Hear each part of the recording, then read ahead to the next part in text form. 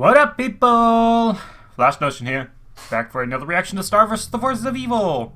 Had a little storm yesterday, wasn't sure if it was safe to record, so I just had an easy day. It's fine, it's fine. But now we're back for what's going to be probably the last reaction to Star for a little while. I said I'd stop on the mid-season finale, and we're there. Episodes 13 and 14.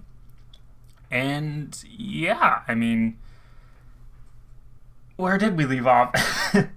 Right. We set up Eclipse's strongest spell. We had Mina assembling a suit of armor. And then we had the episode that made me just despise Ponyhead even more. And then Marco realizing that he doesn't want to be a knight because he wants to be able to go back to Earth someday. So, yeah. Good set, sort of. Not the best set, but a decent set. This time, episode 13 as normal. Episode 14 is a full half-hour one, so that should be pretty cool. Okay, so first up we have A Boy and His DC-700 XE. Well, that's definitely going to be about Marco and Nacho's The Dragon Cycle. I'm pretty sure that's what DC stands for. Like, there's no other way for that to be a thing. Then we have The Monster and the Queen, and I'm guessing, yeah, that's Globgor and Eclipsa. I don't see any reason why it would be anything else. I don't know if that means that she's gonna succeed in freeing Globgor. That would be a hell of a thing. Yeah, I don't know. And lastly, Coronation. I believe that's supposed to be a play on the word coronation. Yeah. Sorry, I want to quote the 1985 Transformers movie, but I don't know if I can do it, and I don't really feel like tracking down a clip to edit into here. So, yeah, if you've seen the movie, you know exactly the clip I want to reference. Yeah, so, Coronation. I guess Eclipsa, like a formal ceremony to acknowledge her as queen now. That could be a thing. Or maybe it's something else. I mean, the word corn is in there. Maybe it's for like... Maybe it's like the Queen of Corn, a festival type thing, you know? That could be a thing as well. I've seen stuff like that in other media. So, yeah, I mean...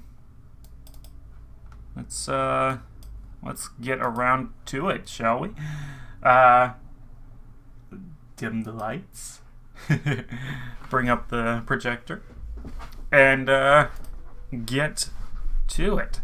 Starting in 3, 2, 1.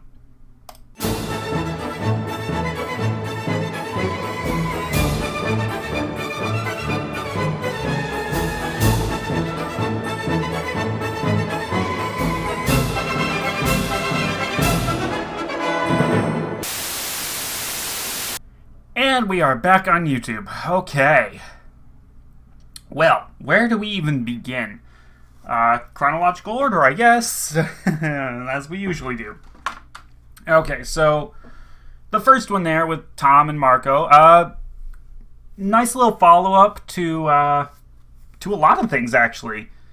To the episode with Tom and Jana, to the episodes with Marco and Kelly, to, of course, the episodes with Hekapu and the Dragon Cycles and all that sort of stuff. Talon is still ridiculous. We've seen the guy with the 4 eyes and mustache before, but I don't think we've ever really gotten to know anything about him. He seems... He's weird. I mean, the mark is kind of cool, so like I guess it makes sense you would want that somewhere on your body, but like I don't think the process of getting it is worth it. So, yeah. Yeah. Just it's a weird episode, but a fun one. And yeah, I do like the reversal that we've gotten. Like when Tom first showed up, he was such an ass, but he did seem really cool in terms of like his powers and his presence and all that. The only thing lame about him was his obsession with Star. But now he's kind of grown past it, it seems. And now, like, he still has cool stuff that he can do, but he seems a lot less cool in general and more of just a huge dork who's trying too hard. And so, on the opposite side of that, we have Marco, who started out as a huge dork. And he still has his moments, but for the most part, Marco is just awesome. He kicks ass, literally and figuratively. And yeah, he's grown a lot since the series started. Like, it's kind of crazy how much growth he has had in the background without it really being a focus point, really. Like, it gets brought up in Lampshaded, like this episode, but it doesn't receive as much focus as Star and her growth. And so yeah, it's kind of cool. Yeah,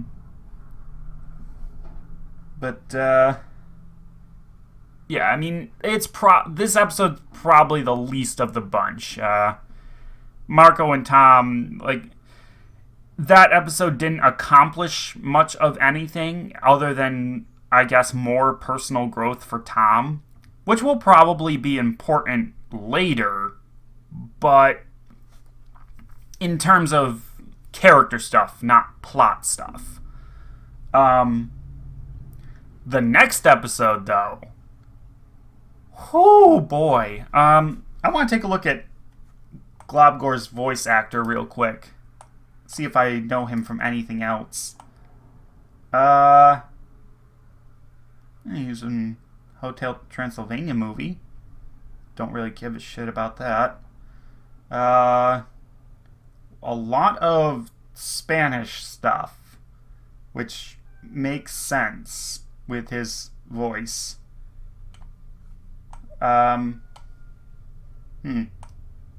Nah, nothing else that I would really know him from. So, yeah, that's kind of disappointing. But I like his voice. He has a good voice for voice acting in general. And, yeah, I like him as Globgor. He's, very... not exactly what I would have imagined. Like, yeah, definitely I pictured him as kind of a gentle giant, or at least trying to be, but, like, that's not the voice I would have thought he had, and, like, the actual portrayal of him as like, this... I don't know how to describe it, like... Yeah, he reminds me a lot of Prince Naveen from The Princess and the Frog, but, like, post-character development Naveen. Not Naveen at the start of that movie. Naveen at the start of that movie was an ass, but... yeah, I mean... yeah, the thing that Eclipse was doing to communicate with Globgor, that was pretty cool. The part where, one, she snuck into Star's room and stole the book. Two, she only was able to do that after breaking into Star's mind. Like, with Globgor, he's frozen. It's the only way to communicate with him. With Star, like, no, that's just wrong. Like, I get that Eclipsa probably suspected Star was lying to her, but, like, she shouldn't have broken into Star's mind, to find that out. Like,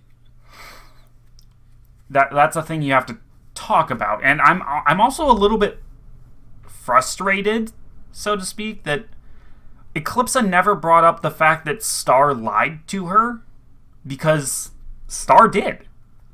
Star 100% lied to Eclipsa. And the fact that Eclipsa never brought that up, I mean, one, it just reinforces the fact that Eclipsa really is actually a good person, because it says that she's already forgiven Star, at least outwardly.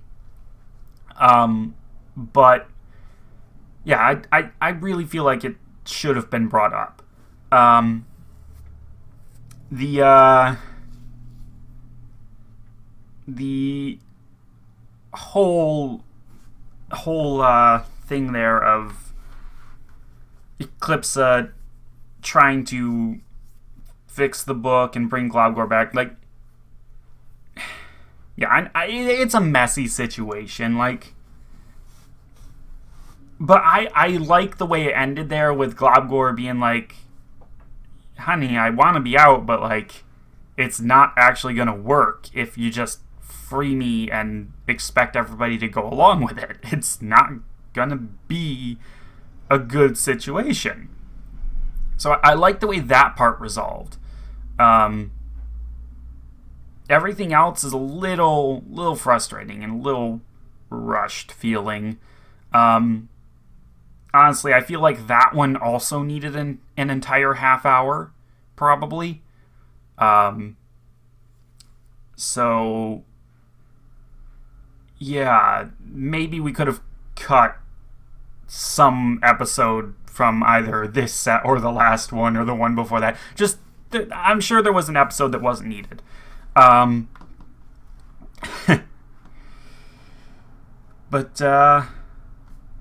yeah, I mean, it was a fine episode, and I liked getting to meet Globgor and just, just a good setup episode. And I liked that we now have the Book of Spells back, so that's going to be a thing at some point, I'm pretty sure. Of course, the second half, Coordination, is a much bigger thing, because it's kind of the only point that it didn't wrap up is Mina. And I forget what her crow's name is. I wonder if it's in the description of the episode here. Nope. Not in the... Okay. Sebastian. Okay, it's in the Janna episode one. Yeah, Sebastian and Mina is the only thing that we haven't... only thing that we haven't wrapped up yet. But we'll get there, I guess. I expected Mina to be the antagonist for this part, but I guess it does make more sense for her to be the overall big bad of the season, so to speak.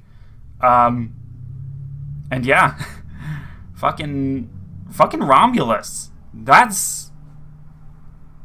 Okay, admittedly, I thought the rest of the commission was in on it. I thought that they all came up with this plan together and were, just trying to remove both Eclipsa and Globgor from the equation, restore Moon or Star to the throne, so that way they could have things be normal, quote unquote, again.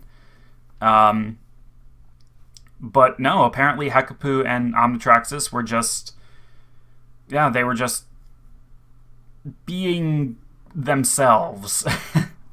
I guess. Yeah, they are a little bit, they overreact a little bit, I guess. Um, and yeah, it's all Romulus's fault. Yeah, I can't even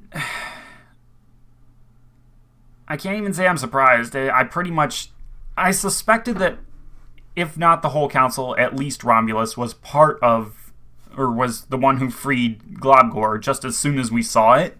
And as soon as I saw that the rooster still had its beak taped together.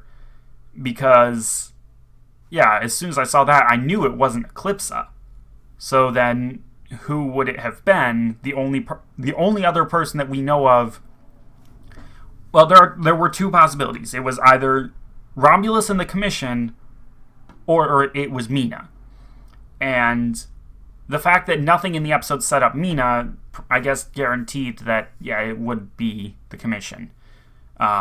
Like, if we'd seen Sebastian around more throughout the episode, that probably would have indicated Mina as, like, the twist. But no, it was Romulus. Yeah, that's pretty fucked up. I mean, you can see sort of like where he's coming from in the present. I just wish we'd had gotten like, well, I guess we didn't need it. He's always been kind of dumb and presumptuous. So yeah. Never mind. I was gonna say we should have seen something about like his past that had him thinking Eclipsa and Globgor were just pure evil, but yeah, I guess he's always been this way. So it works, and it's disappointing that he went down this route, but yeah. He's got some punishment awaiting him. But what's interesting now that I think about it is that the Magical High Commission is just been gutted. Like, we've lost Romulus, we've lost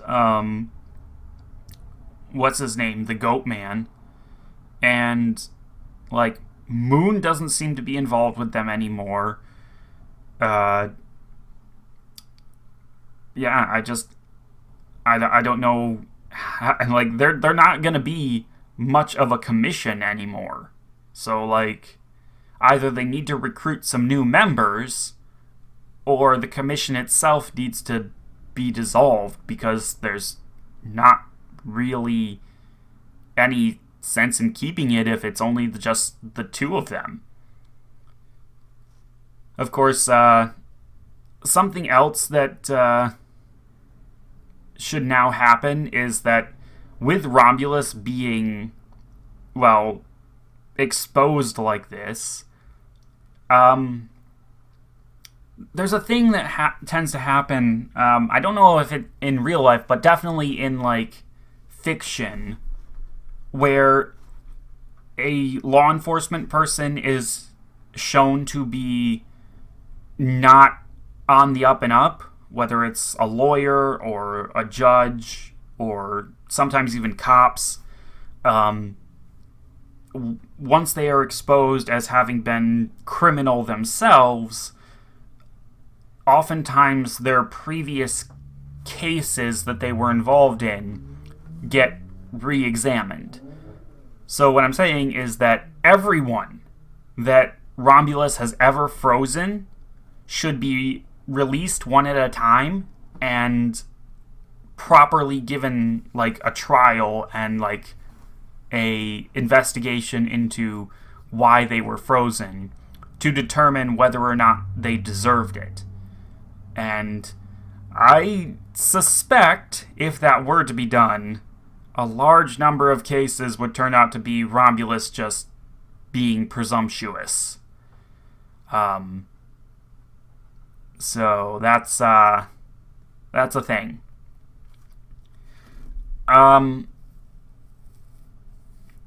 Yeah. the ending of that was pretty good, except for, of course, now we do have to contend with Mina in the future. But other than that, things are looking up. Some of the Munmans obviously are still not accepting of Eclipsa. They're the ones that are currently living around Moon and River. But everyone else, yeah. Eclipse is queen, Glabgor is king, Meteora is the princess, and that's all there is to it. Got to accept it. Yeah. Pretty good stuff. There was some fun stuff going on with, like, the family hug, where it was, you had Moon, Star, Tom, River, Marco. I want to go back. Did Jana get in on that? I feel like it would have been in character for her, but I don't know if she did. Let's see. Okay, yeah. Here we go. Hug. Bring it in. Okay. Nope. No Jana. Okay. Good. Like I said, it would have been in character for her, but it would have just been weird. But yeah. I mean, it's always interesting to see Tom and Marco do stuff, but, like, yeah, for him, like, Star pulled in Moon, and Tom was the one that pulled in Marco. Like, that really is just interesting, and it does show the bond between Star, Marco, and Tom.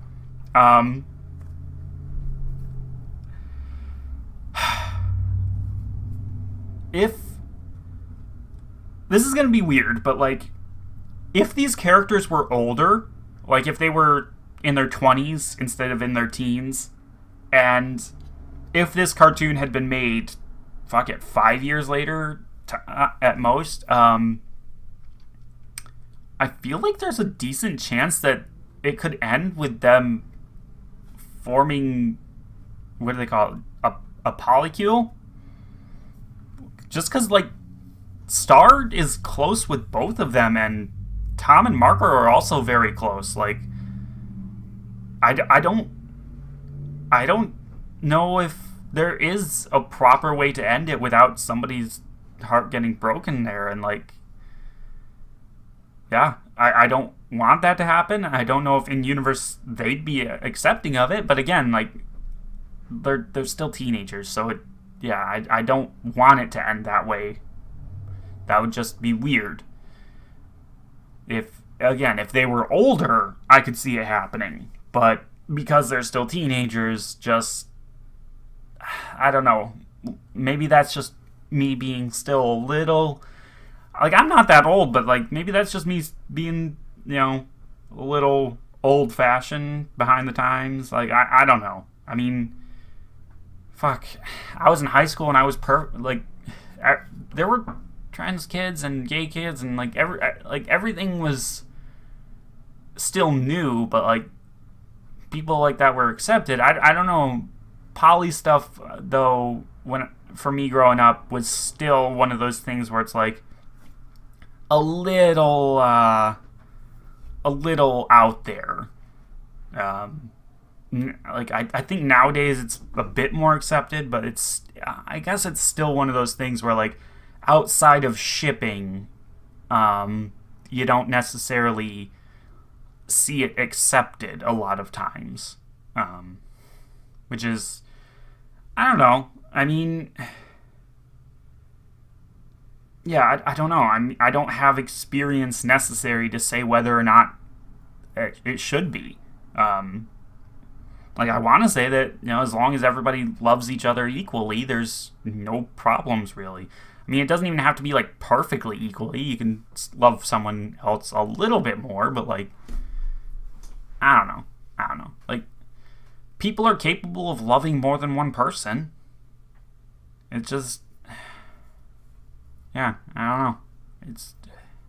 It's weird. It's one of those things that's weird.